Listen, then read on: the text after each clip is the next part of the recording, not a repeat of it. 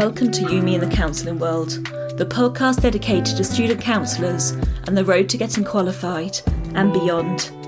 Some things have changed for me recently, so I want to have a chat about how we can cope with change.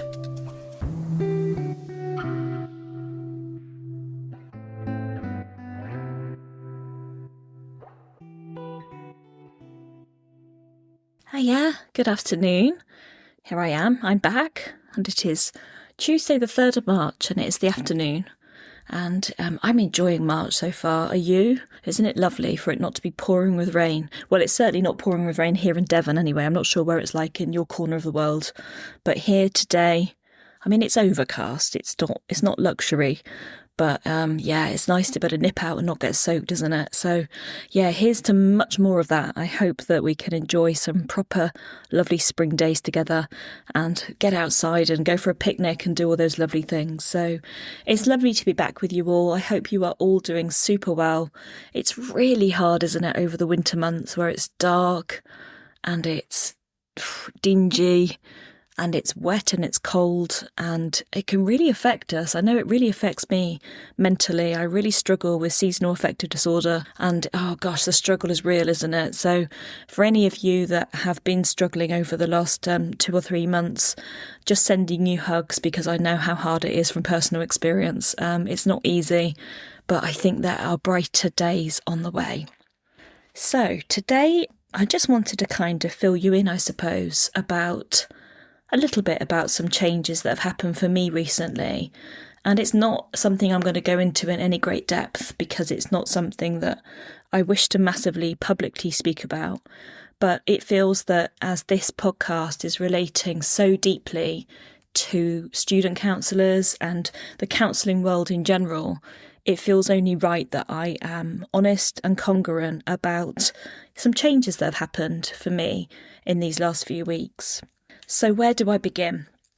For many of you will know, if you've been listening to the podcast for a while, that I was involved in my very own counselling college, and I did this with a partner, and we ran the college for about 4.5 years, give or take. And I've been involved in that business and in a vocation really for all of that time, and it's taken up so much of my time, and it is something that I have been extremely proud of from day one, and the wonderful, wonderful students that have come through our doors in that time. I'm proud of every single one of them. We have met some of the most incredible people. But I made the decision, because of lots of things, to resign from the partnership and resign from the college. And it's been really hard. It's been a really tough road to walk. And, you know, this happened due to unforeseen business circumstances that I'm not even going to go into, because that's not relevant to this podcast. But my gosh, it has been a real challenge. It's been very difficult to manage for me. And a huge part of how I've been feeling is around my identity, really. The college had become my identity, and my role there had become my identity. And it had got to the point where if people asked me what I did, you know, when you meet somebody and they say, "What do you do for a living?" I would say, "Oh, I teach counselling. I've got a counselling college." And so it was becoming part of my identity. And whilst the college was flourishing and doing so well and being so busy, it meant that I pulled back a little bit on my private practice, and I wasn't taking on as many clients or supervisees, and I was having to scale that back where I could because of time pressure. And, you know, it's no secret to any of you just how hard it's been to manage time. For me, it's a real challenge, and because there's never seems to be enough hours in the day. And of course, it's pulled me away from this podcast, which means so much to me, especially because the podcast was born before the college was born, really. So I've always felt very torn and feeling this sense of, I want to be making episodes for the podcast, but I don't have time because I've got loads of other things that I really, really, really have to do. And I'm sure that many of you will really relate to that as you listen. And so things are really, really different for me now that I'm no longer involved in the college. And it's been incredibly emotional, incredibly painful, but there's also something around what's going to be coming up for me now and where I go with it. Now I'm back in a place where I'm going to be taking on, hopefully, more supervisees again, taking on more clients and going back to my roots within private practice. And part of me is really excited about that, genuinely excited to be able to kind of expand in that way. But the other part of me, feels uncertain because there's been a huge amount of change for me. And I suppose it's about how do I readjust to who I am now without the college? Who am I? And I really wanted to be honest about what had happened because it's really important that I'm able to be honest with all of you, because together we make up the counselling community, don't we? And it's based upon being honest. And although I'm not able to talk in depth about any of the stuff behind the scenes, that's not going to be worthwhile for any of you. What I would like to talk about is change and how do we navigate change. And it kind of got me thinking about all of you as students or even as qualified counsellors. We go through so many changes, whether it's the way that we work, whether it's the modalities that we choose to work with, whether it's how our skills develop and our interests develop as time goes on. And then it even got me thinking about what happens when we do things like start placement. We lose a lot of time. Suddenly we are carrying things for other people, so carrying the stuff of clients and what that can look like in our lives. And then I sort of went on a bit further to think about what happens when your course ends. Your course ends and you eventually qualify and you go through that process. It's a big change. And that's where a lot of people have that kind of imposter syndrome kicks in. Suddenly they're charging for their services. And that's a whole topic which I've covered before on this podcast about money and counselling and imposter syndrome and how those things don't sit very well together. So you can always listen to the back episodes on that. But for me, gosh, I guess it's about reinventing myself again. And not because I need to reinvent who I am. I feel quite happy with where I've kind of got to in my career and in life. But of course, it feels so different at the minute for me. And I wonder what happens for you when you think about change. And are you a person that embraces change? I'm not. I do kind of like change in a way. I think it gives me a bit of dopamine. But I also like to know where I am with things, and I like to be clear and I like to understand why I'm doing what I'm doing and how I'm going to do it. And so when change happens, that can really throw me off and I can end up feeling a little bit wobbly for a while. But some people really thrive on change, don't they? They enjoy change. They enjoy every aspect of what change can look like for them in their lives. And I suppose I wanted to open up a topic really around when you are a counsellor in training, you're going through a number of changes. So if I kind of break it down that at the beginning, maybe you might start at level 2 or you might start at level 3. And when you first join those courses for the first time, it's so different, isn't it? It's so different to any other type of course that you will ever have done in your life. Suddenly you're being asked to think about who you are and think about what triggers you in your life and to think about where you have been in your life and what is important to you. And so, yes, there's that real strong sense of this course feels really different. This course is a big change for me as I enter into it. And then you go through and you start to get to know people in the course, and you get to know the tutors, and you get to know yourself better, which is the beauty of this type of training, really. And bit by bit, things change for you. You start to notice things. You start to become more self-aware. And that's so important. That's a real crucial part of training, really.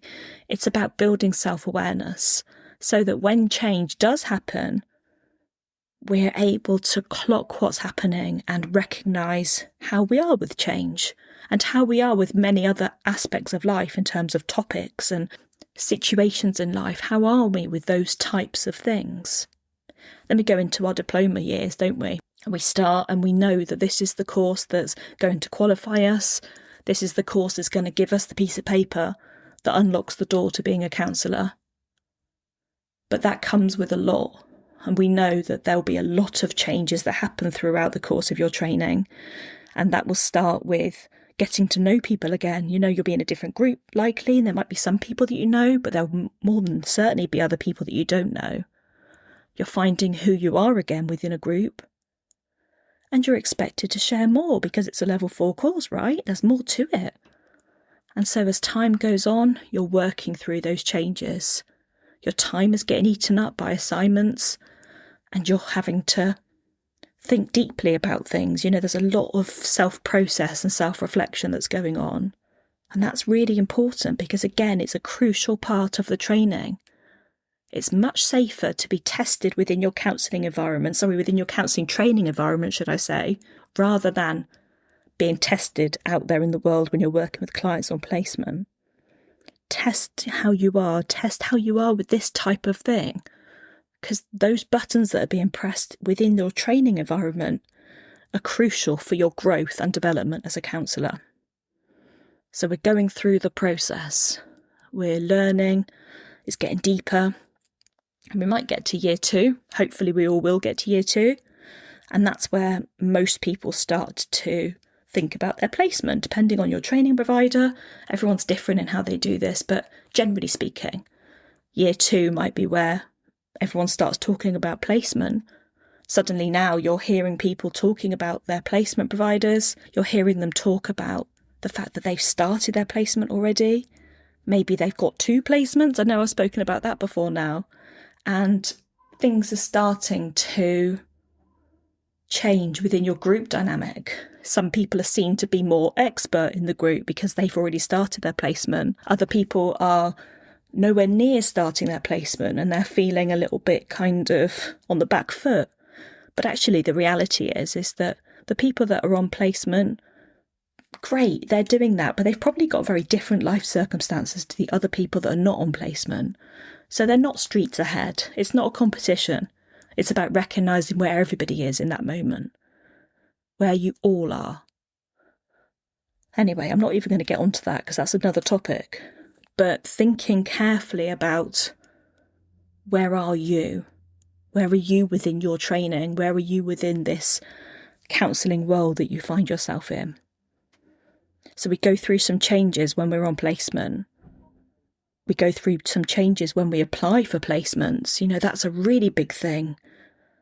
We go for interviews. We learn about ourselves. And all of this feels like change all of the time.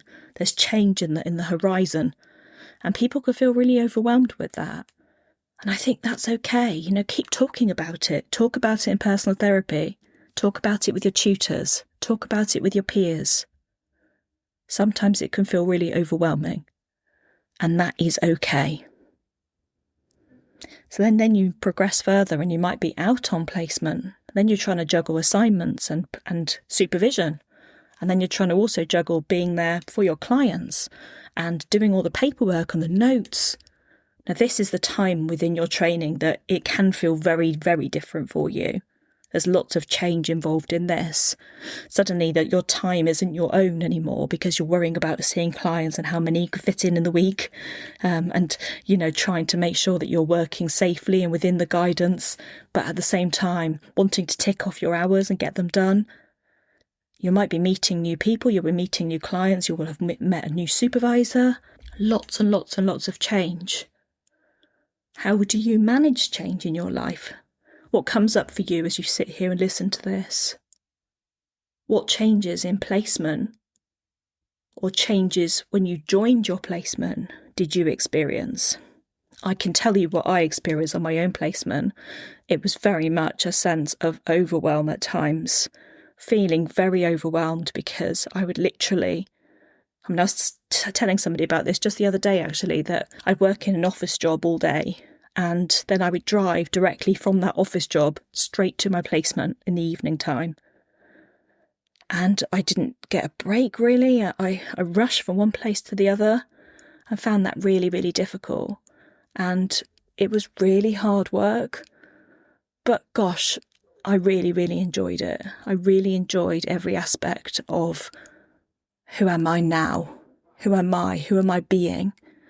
This is me doing what I wanted to do. This was me being a counsellor, albeit a trainee counsellor, but I was doing it. And I felt like it was rewarding. But in my life, that was a really big change for me. So we've got all of that going on. We're working in a really kind of, we're working in a way where we're really recognising what is going on for us in our lives. And I think that is a really fundamental. But at the same time, we're also recognising that change happens. It's inevitable. And as we go through this process, more and more change will happen. So, we complete our placement, we complete all of the parts of the training work that we need to do, and one day we get the certificate that says, that's it, you're qualified, you've done it. You are now a qualified counsellor. Wow, that is exciting, isn't it? And that's the best thing ever about being a counselling tutor, is when somebody passes and qualifies, and it's just the absolute level of pride that I have for the students when that happens is immense. And that's the bit that makes me emotional, actually, as I say this now, that, gosh, I'll really miss that. I will really, really miss that. But it's those moments that we all celebrate, and the person gets their piece of paper, and then they're faced with a question, now what? What do I do with it now? And that's often where really good supervision could be really helpful. It might be that you're choosing at this point to go and, build a private practice, or it might be that you're choosing to stay a little bit longer at your placement provider to get yourself some more experience. Maybe you're doing a mixture of both. Maybe you're choosing to go into some form of employment as a counsellor. But that moment when you switch from being a student counsellor to a qualified counsellor feels very different. It feels very real, and it can creep up, and it's a really big change. It's a really big evolvement in your process. And then you're left with this idea of, wow, I've done it, but now what? And I wonder how that feels for you, to think about change in that way, that change comes all the time in these ebbs and flows. It's up and down all of the time. And that's good. That keeps life exciting. It gives us things to look forward to. If every day was exactly the same, life would be really boring. But sometimes it can feel unsettling. Sometimes it can feel overwhelming. Sometimes it can feel totally exciting. And all of those, plus all of the other emotions we can think about when we think about change, they're all completely valid. You don't have to like change in your life. You don't have to embrace it. But you can choose to manage it. You can choose to understand why you feel the way that you feel about change. And there will be very many of you listening today that think, I love change. I love it when something changes. It feels like I'm evolving. It feels exciting. It feels fresh. And others of you will be thinking, oh, I can't stand it when change happens. I struggle and I get overwhelmed. I bet you can guess which camp I sit in, right? But I hope that kind of gives you something to think about off the back of change. I've been thinking about it a lot over these last few weeks, thinking about change and how I feel about it. And for me, building on my private practice is my change now coming up. And, for any of you, I'm not here to advertise my services by any stretch, but if any of you out there are thinking you need a supervisor, and you can work online because I'm based down here in Devon and you might be based anywhere in the UK. But if that's something that interests you, please let me know. Because I have some more time now, and I don't often, in fact, I've never been able to say that on the podcast before. So if you are interested in some supervision, whether you're a student or whether you are a qualified counsellor going into private practice, or whether you've a qualified counsellor been in private practice for years, if you're wanting to change supervisors or you're wanting a new supervisor, just reach out. I offer student rates for those people that are student counsellors at level 4 or above. I aim to offer something that's really warm and empathic and a place where you can really talk deeply about anything you want to talk about, really. And for me, supervision is important, that it's a space where you can tell your supervisor anything and to be really honest and open. I might make an episode about that a little bit more. I know I spoke about supervision a few times on here. But anyway, I'm just thinking out loud. So before I continue to rabble on, let me say to you, thank you very much for your support and your patience. One side effect of this change is that I'm hopefully able to post more podcast episodes, which I know that a lot of you ask me regularly, like, when are you going to be able to put more up? Well, I think the time has come. So for me, I will really look forward to doing that. Please let me know of any topics that you'd like me to cover. I have a Facebook page that I'll leave in the show notes below.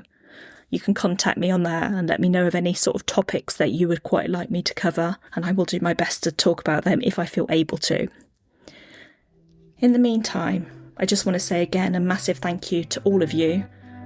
Every single person that listens to this podcast means the world to me because you take the time. And before I get too mushy, I'm going to say goodbye, but please take care, look after yourself, and I will see you soon. Take care, bye-bye.